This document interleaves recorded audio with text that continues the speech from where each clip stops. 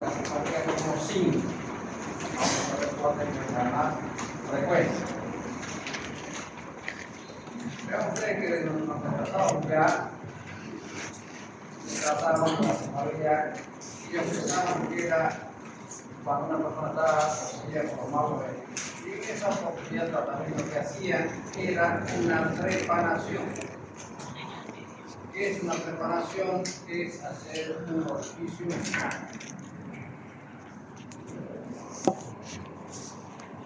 Saben ustedes que la cefalea es el síntoma neurológico más frecuente. Uno de los motivos de consulta más frecuentes en la urgencia médica. Prevalencia altísima, lo que impacta en la calidad de vida y en la mortalidad de los pacientes.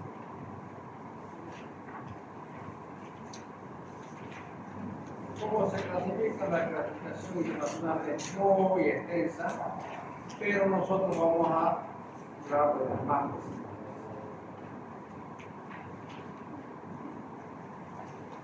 El 90% son la migraña y la cefalea tensional. Todas las personas que padecen cefalea, 90% son migraña o cefalea tensional. Y solo un 10% las cefaleas secundarias que se refieren a síntomas. Por ejemplo, una meningoencefalitis, cursa con cefalea. Una hemorragia cerebroidea, cursa con cefalea. ¿Ya?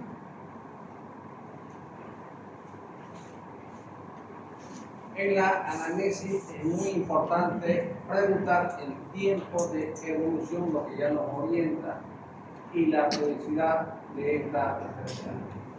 Los antecedentes personales, vamos a ver más adelante que hay antecedentes personales en algún tipo de cefalea. La edad de inicio también es muy importante. Y si el inicio fue súbito o gradual, también eso es muy importante preguntar. Y la evolución si es crónica, recurrente, reciente, progresiva. Y cambios en los últimos tiempos. Cuando hablamos de dolor, tenemos que preguntar las características del dolor.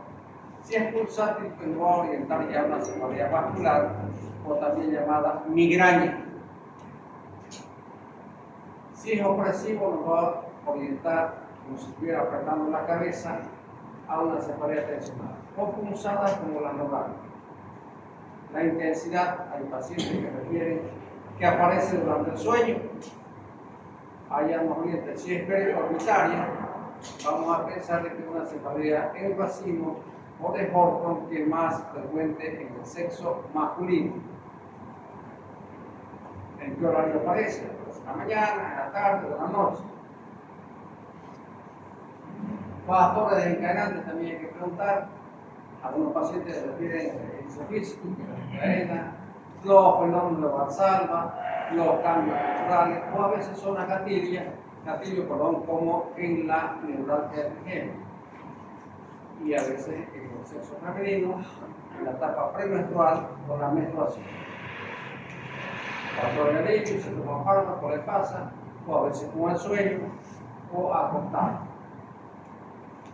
Síntomas iniciales, fiebre, náusea, vómito, fobia. En esos casos ya vamos a pensar en un proceso de infección.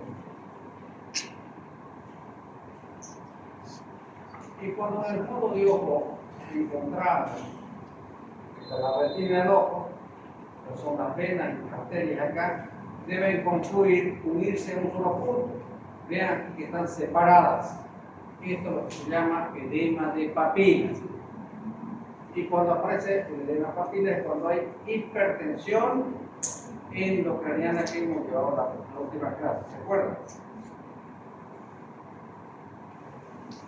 Hay signos focales, neurológicos, motores, paresia, energía, o sensitivos, hipostesia, anestesia, o compromisos peritoneales, en estos casos ya no es primario.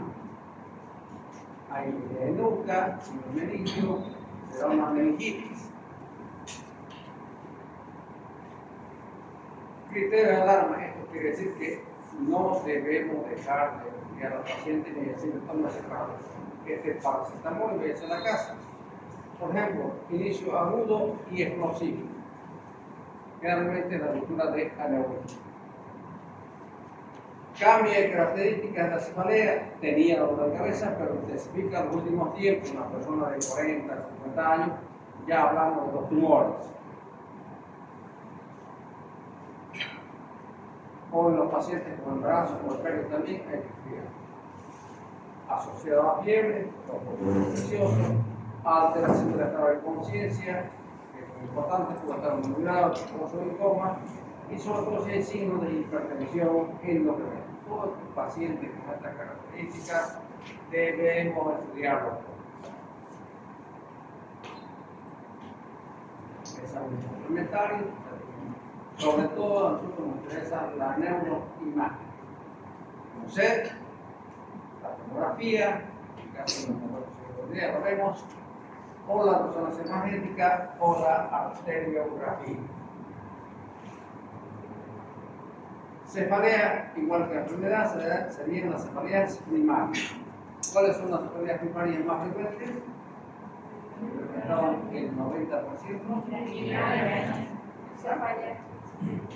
Y las secundarias como síntomas son las que se asocian, por ejemplo, a una hemorragia suprarrenal, a un trauma de cráneo, a un hematoma subdural, a un tumor. Esos son síntomas.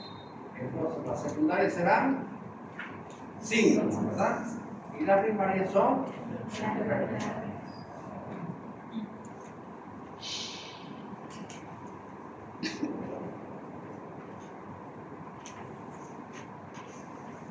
vamos a hablar en esta clase entonces de la migraña, de la cefalea tensional y la neuralgia, especialmente el trigémino, que son muy frecuentes.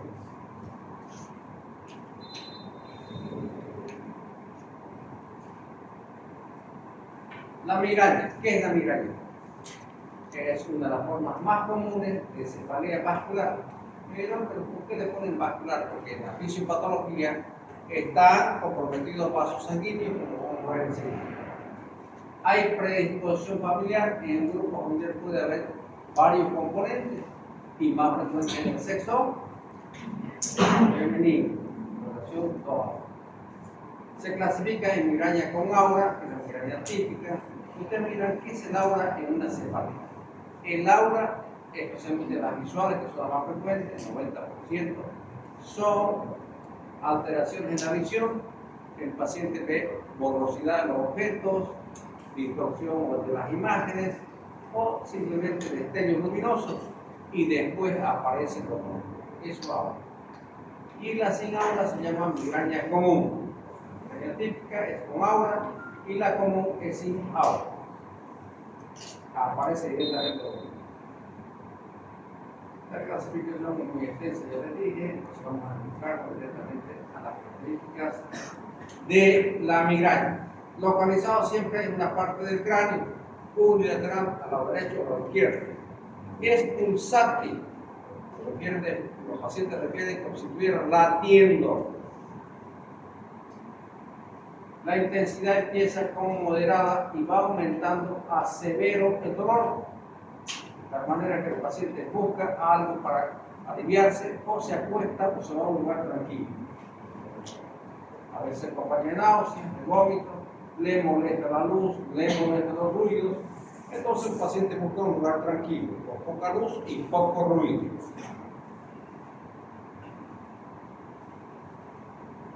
Los síntomas visuales son reversibles todos ellos, y en la fisiopatología. ¿Por qué aparecen en unas personas y en otras no? Pero para eso, para entender mejor, vamos a hablar de que en estas piernas los vasos tiales, durales, senos venosos y especialmente los de la dura madre están rodeados de fibras nerviosas que proceden de un nervio que conocemos que se llama trigémino. Es el mismo que inerva nuestras piezas dentales. ¿Quién no ha tenido un dolor de muela? Sumamente desagradable. Entonces, ¿qué acontece con estos vasos que están rodeados por esas fibras? Aparece la liberación de un neurotransmisor que se llama serotonina.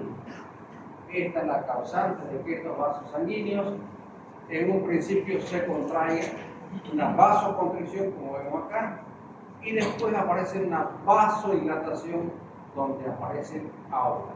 Ok, perdón, yo te lo voy. El aura en la clásica aparece en la vasoconstricción y el dolor aparece en la vasodilatación, vasos sanguíneos. Por eso decimos que es menstruación neurógena y histérica. El nervio comprometido, ¿cuál es? Y cuando llega a la corteza, pues tenemos la percepción de las características del dolor, al área sensitiva.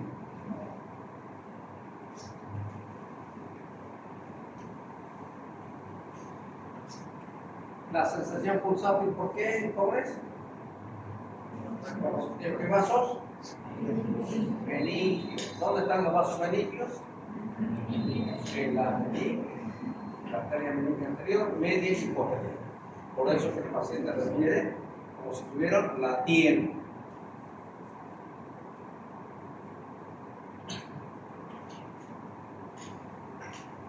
Las auras que el paciente refiere, distorsión de los objetos, esto es la típica, borrosidad, todo eso.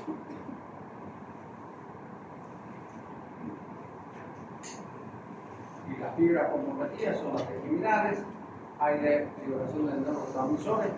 ¿Cuál es el neurotransmisor? Muy bien, ya está aprendida la materia. Vamos a dar un buen examen. Las auras, las visuales, 99%. Es en la migraña típica. Escotoma, borrosidad, distorsión de objetos, náusea, alucinaciones visuales, ojotopsia. Sensitivos también puede haber, pero que no frecuentes, como la parestesia en la cara y el brazo. Motoras, debilidad en la parte del cuerpo y las afasias, que generalmente son motoras. Factores precipitante, los psicológicos, sueño y fatiga. Tres factores. La ansiedad y la depresión, que son las enfermedades del siglo, exceso o falta de sueño, dos extremos. El estrés, los ejercicios físicos, algunos alimentos también presentes de la vida alcohólica y el vino desencadenan una migraña en estos pacientes. Los aditivos químicos de la preparación de los alimentos, queso, lácteos, cítricos, todo eso, chocolate, cambios hormonales en la premenstruación, en la ovulación, el uso de consumo de antiovulatorios o la terapia hormonal que estuviera haciendo tratamiento una paciente femenina.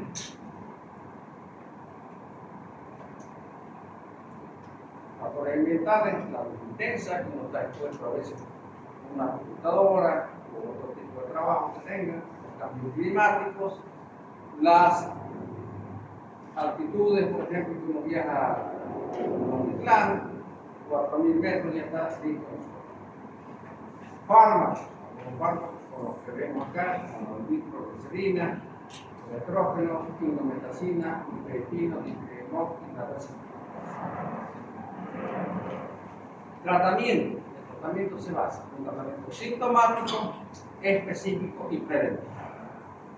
Tres pasos. Y el objetivo es usar la menor cantidad de fármacos en el menor tiempo posible, porque si no vamos a tener una cefalea de rebote.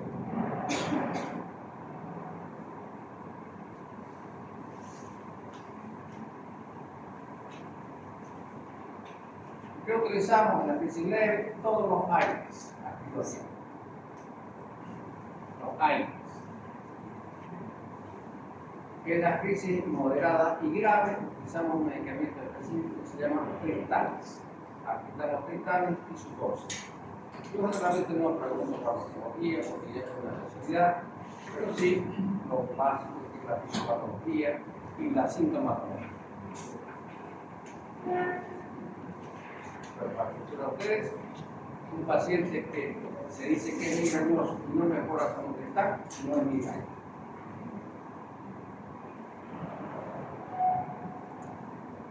¿Qué son los cristales? Son agonistas selectivos de los receptores de qué? De la serotonina.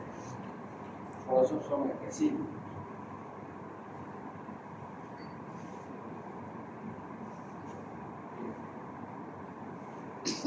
Preventivo, más de 15 al mes, en intensidad severa, en el caso de hepatitis agudo, a los fármacos o ahora en el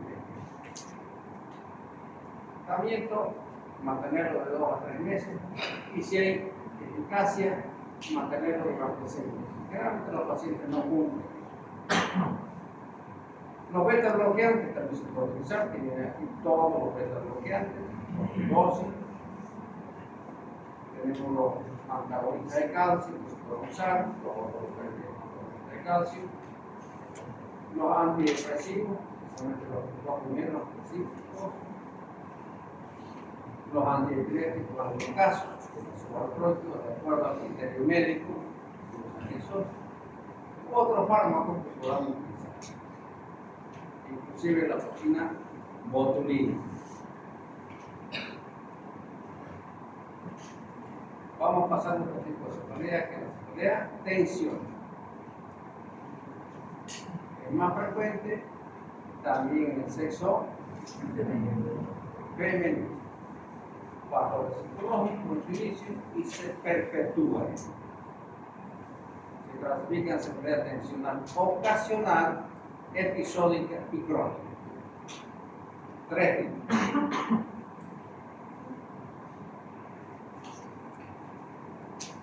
Características del dolor de los pacientes como si fuera opresión en la cabeza, especialmente en manos. Y la intensidad es leve y moderada. Por eso los pacientes no les interfiere sus actividades diarias, no empeora con esfuerzos físicos y a ausencia de síntomas asociados. A veces aparece hipersensibilidad del cuero cabelludo, que refiere que inclusive no se puede infectar por la musculatura pericranial y de la parte posterior del cuello. Por eso los que están mencionados siempre que hacen, no muy bien, todo tratando de aprobar. Bien. Tratamientos jóvenes es simple. Analgésicos comunes, AINES, y aquí sí utilizamos un medicamento específico que se llama la benzodiazepina. Si no utilizamos benzodiazepina, olvídense que le van a ayudar a su paciente. Aquí sí o sí hay que cuidar más benzo.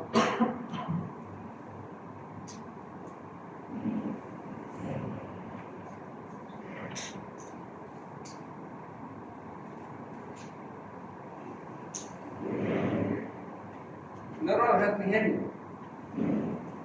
Esa patología es muy frecuente también que compromete a veces cualquiera de las ramas. La nostálgica, la superior, estas dos son sensitivas. Y la tercera rama, más superior o mandibular, es mínima, motora y sensitiva. Puede aparecer en un punto cualquiera de estas ramas que se denomina punto gatilla, zona gatilla. ¿Cuánto dura? Es un dolor intensísimo a nivel de la cara, en cualquier parte, y dura entre 1 segundo a 2 minutos, es rapidísimo. Eso, por eso los pacientes lo refieren como una descarga eléctrica.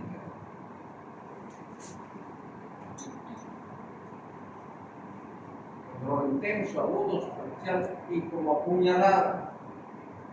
Y aparece en una zona que se denomina zona gatillo. Pero esta sí, la cefalea racimo, importante que la conozcan porque Esta es más presente en qué sexo. La relación con las mujeres, ¿cuánto? Aparece después de los 20 años. Hay factores precipitantes como una bebida alcohólica y el sueño. Aparece durante el sueño.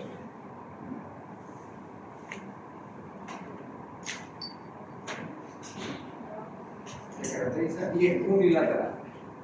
Hay emisión conjuntival, con lagrimeo, congestión nasal, edema palpebral, sudoración, tos y corporal y sensación de inquietud o agitación en esta paciente. Aparece en horas fijas, inclusive durante la siesta. ¿Qué es la siesta, jóvenes? Cuando uno almuerza y se va, un ratito a dormir, o sea, 15 minutos, eso es la siesta.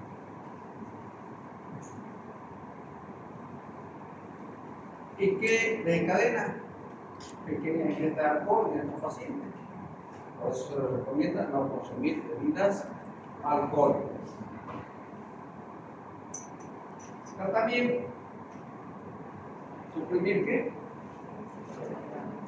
Los desencadenantes, el alcohol y la sida. Y en el ataque al dolor, los cristales. Y sobre todo el uso de una máscara de oxígeno de 108 libras por minuto en unos 15 a 20 minutos, que le alivia muchísimo más.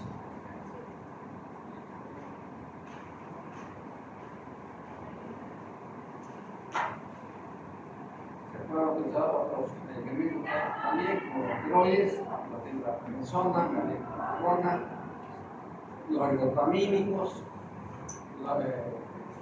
los valproitan, también lo tenemos, el efecto rápido, el efecto lento, lo tenemos el verapamilo, carbonato de litio y los antihipertensivos. Dependen a criterio médico. Y también la disponibilidad de los medicamentos. Hoy por hoy hay escasez de todo, ni en la farmacia está llegando.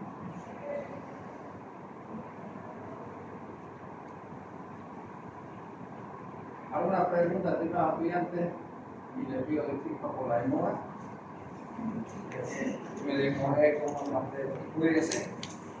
Yo tengo en mi casa 3 que están listos, no sabemos si tienen influenza, si están con dengue, ahorita están haciendo la prueba. Gracias a Dios, yo estoy salvo. Cuídense. Lo he dejado en las clínicas, así que ahorita me voy a ver lo que pasa. Ahora la pregunta, ¿cómo se detecta la influenza? ¿Qué prueba? No, sí. Solo con hisopado nasal. Es la única que les va a dar exacto. Influenza solo con hisopado nasal.